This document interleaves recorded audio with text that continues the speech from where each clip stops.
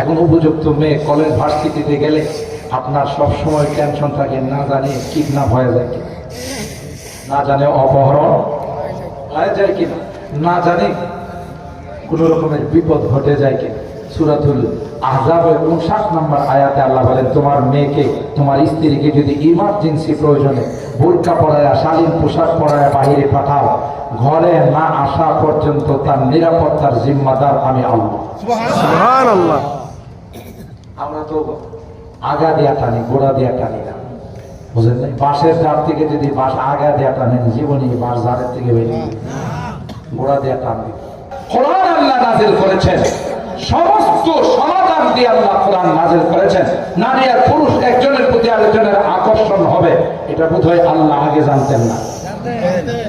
এই জন্য আল্লাহ বলছেন, পুরুষদেরকে বলছে তোমরা দৃষ্টি নিচের দিকে রাখো, নারীদেরকে বলছে তুমি বোরকা পরে শালীন পোশাক পরে বের হও, কেউ তোমার দিকে তাকাবে না, কোনো বিপদ হবে না, তোমার নিরাপত্তার জিম্মাদার স্বয়ং আমি আল্লাহ।